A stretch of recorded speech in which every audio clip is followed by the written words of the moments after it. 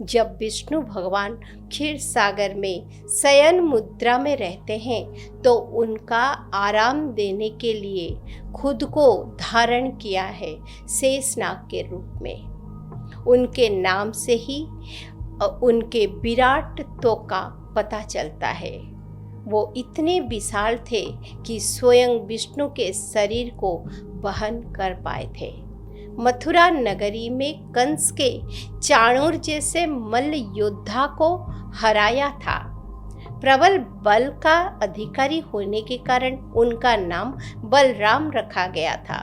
उड़ीसा के केंद्रापड़ा में बलदेव जीव का मंदिर है, जहाँ चतुर्धा मूर्ति तो है ही, लेकिन मंदिर का प्रमुख देवता बलदेव जी को माना जाता है।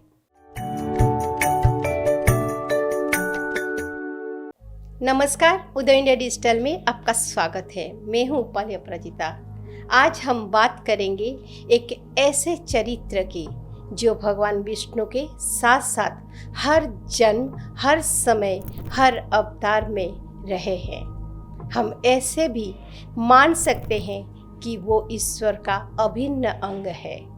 हम बात करेंगे भगवान बलराम जी की, जो कि द्वापर में बलराम, तृतीया में लक्ष्मण का अवतार लेकर भगवान के साथ हर संकट, हर विपत्ति का सामना किए थे।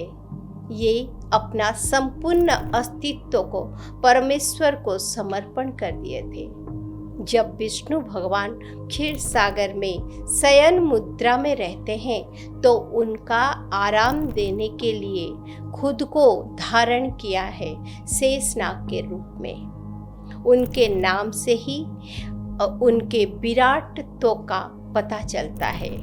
वो इतने विशाल थे कि स्वयं विष्णु के शरीर को वहन कर पाए थे। जब भगवान श्री राम का अवतार लेकर इस धरती पर आए, वो लक्ष्मण के रूप में भगवान के साथ हर क्षण साथ खड़े थे। चाहे ताड़का का वध हो या जानकी स्वयंवर हो या फिर वनवास या समंदर को लांघकर सीता माता को रावण से लड़कर बचाना हो, हर हालात में भगवान के साथ खड़े रहे। मानो दो शरीर और एक प्राण है।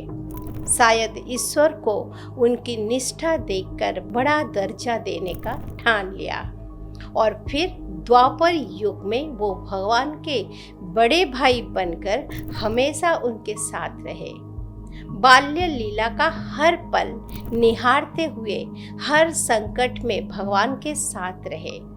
जब कंस जैसे राक्षस का सामना करना था तो वो हमेशा भगवान के साथ थे। मथुरा नगरी में कंस के चाणूर जैसे मल्ल योद्धा को हराया था। प्रबल बल का अधिकारी होने के कारण उनका नाम बलराम रखा गया था। अत्यंत गंभीर स्वभाव के बल थे। बलराम गदा चलाने में समग्र पृथ्वी लोक में उनसे अधिक पारंगम कोई नहीं था। महाभारत में भीम और दुर्योधन ने उन्हीं से ही गदा युद्ध की शिक्षा ली थी। महाभारत युद्ध के समय वो ऐसे अप्रीतिकर परिस्थिति को सामना से बचने के लिए वो तीर्थ के लिए निकल गए थे। बलराम भगवान के साथ हल लेकर रहते हैं और उन्हें कृषि का देवता माना जाता है। रक्षाबंधन को श्री बलभद्र के जन्मदिन के रूप से आज भी मनाया जाता है। उस दिन हल की पूजा की जाती है और गाय को राखी बांधी जाती है। बलराम की पत्नी का नाम रेवती है। जब कलयुग में भगवान श्री जगन्नाथ के रूप में विराजमान हुए, तभी भी वो बड़े भाई बलभद्र के रूप में उनके साथ विराजमान है। उड़ीसा के केंद्रापड़ा में बलदेव जीव का मंदिर है, जहाँ चतुर्धा मूर्ति तो है ही, लेकिन मंदिर का प्रमुख देवता बलदेव जी के नाम को माना जाता है। ऐसे ही जो अनजाने, अनसुने, कहानियों को हम लेकर आते हैं उदय इंडिया में।